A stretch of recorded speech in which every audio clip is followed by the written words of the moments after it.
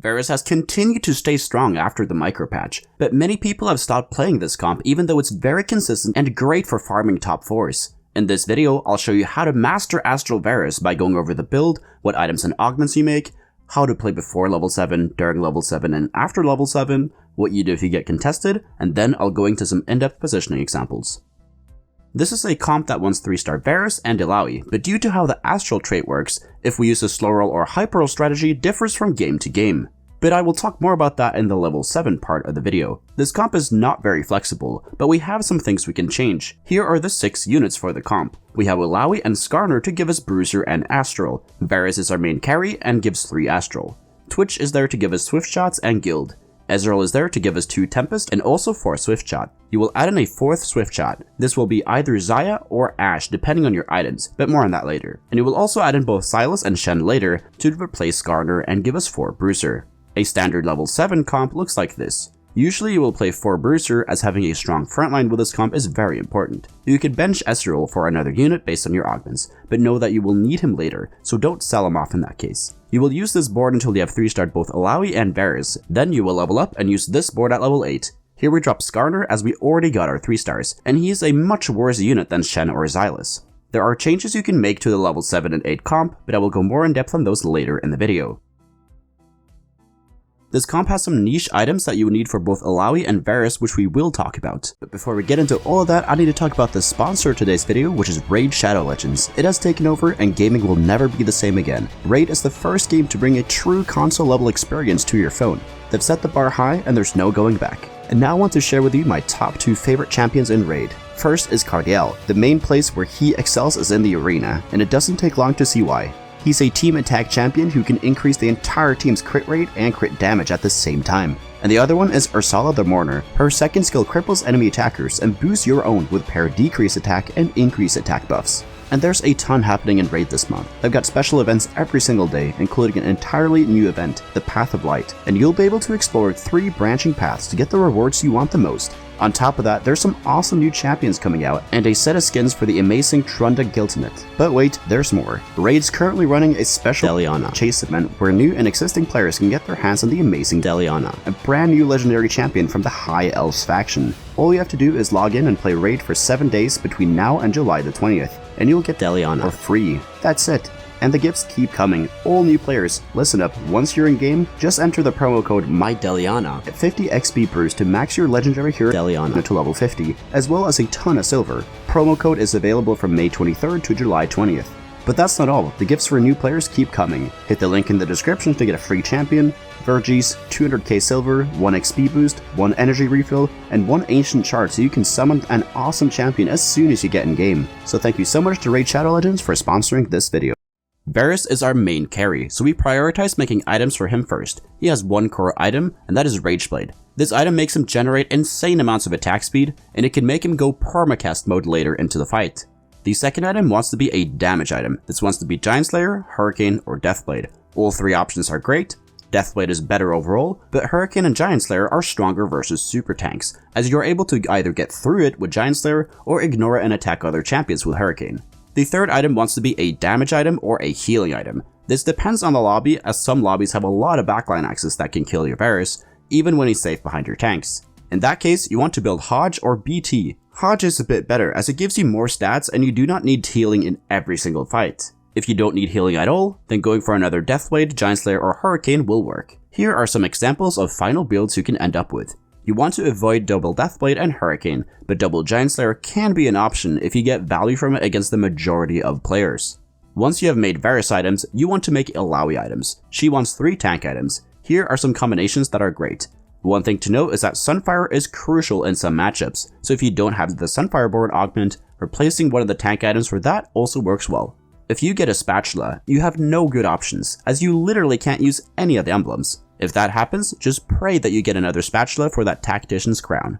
The best augments to take are Best Friends, Bruiser, Heart or Emblem, Celestial Blessing, Cybernetic Implants, Electrocharged, Makeshift Armor, Second Wind, Swift Shot Heart or Emblem, Thrill of the Hunt, Tiny Titans, Triforce, Weak Spot, Ascension, Incoming Gifts, Last Stand, Press the Attack, Sunfire Board, and Think Fast.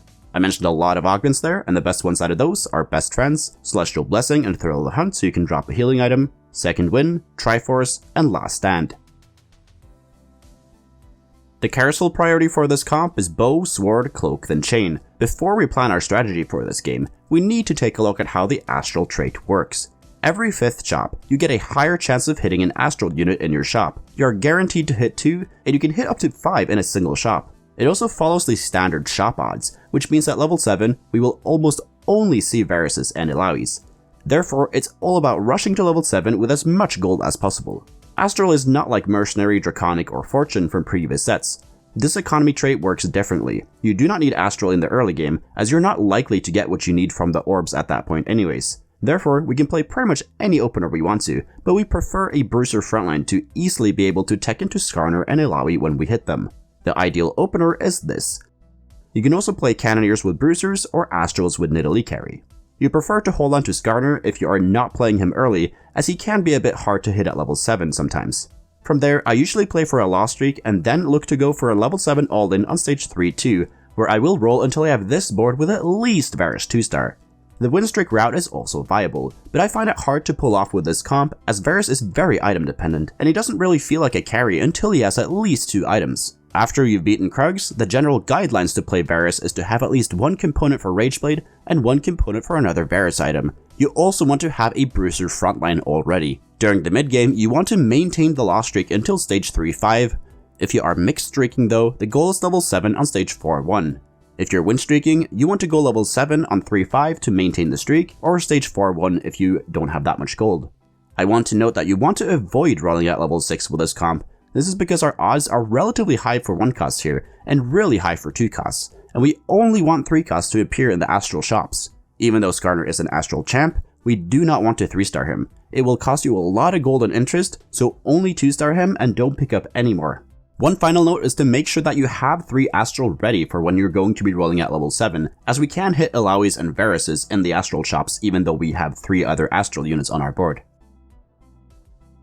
Once you're level 7, your plan will first be to roll for 2-star Varus at level 7. Once you've achieved that, the rest of your plan depends on our HP. Due to how the Astral trait works, we will hit Varus very quickly, and we need a lot less gold than we usually need for a 3-cost 3-star unit. Additionally, we also get gold with the Astral shops. Therefore, when you are 40 HP or lower at level 7, you just want to roll until you hit Varus 3-star. Roll to 0 gold and keep rolling every turn after. You will be surprised how fast you can hit with the Astral shops and the additional gold it gives. Just remember to pick up the orbs during your roll down so you can actually get more gold to roll through. If you're higher HP than just slow roll above 50 gold, we still want to go level 8 and 9 with this comp, so you can never go wrong with slow rolling at level 7 whenever you can with this comp. If you have a lot of HP and gold, it's still better to stay level 7 and slow roll instead of rushing 8 and slow rolling there. Level 8 is quite expensive, and the comp gets a gigantic power spike at 3-star Varus and Illaoi. Therefore, it's better to spend the gold towards slow rolling instead of going to level 8 first. You'll also go for 3-star Illaoi when rolling. She is almost just as important as Varus, as she is an incredibly strong 3-star tank. You want to chase her as well while you are rolling, but Varus is more important since he is our main source of damage. Your level 7 comp won't change too much based on your augments. If you got +1 Bruiser or Swift Shot, then you play 4 Bruiser, 4 Swift Shot with 3 Astral at level 7. Once you hit Varus 3-star, you want to first check in to see how close you are to Illaoi 3-star. If you also hit Illaoi 3-star, go to level 8. If not, then you also need to take a look at your HP and how close you are to Illaoi. If you have 7 or more, keep rolling for Illaoi at level 7, then go level 8 once you hit. But if you are relatively healthy, you want to go level 8 and then roll for Illaoi there instead, as we still need to hit other units such as 2-star Ornn and Xayah at level 8. At level 8, once you hit 3-star Illaoi and Varus, you play this board. If you have no good items for Xayah, then you want to play Ashe over her for the utility she provides with her ultimate, as a 2-star Xayah with no items won't really do anything. At level 9, you will add in Bard or Soraka. You add in Bard if there's a lot of teams that clump up, otherwise you add in Soraka. Besides that, there is very little we can do and change up with this comp. If we get +1 Bruiser or Swift Shot, we want to play Soraka or Bard at level 8 for the extra utility. At level 9, you will add in the other one of those legendaries you didn't add. You can also go for 6 Swift Shots, although this generally hasn't been the best when I've been in those spots. It's much better to drop down to 4 Swift Shots and add in legendaries instead. 6 Bruiser is not something you want to add as the other Bruisers you add in provide very little utility.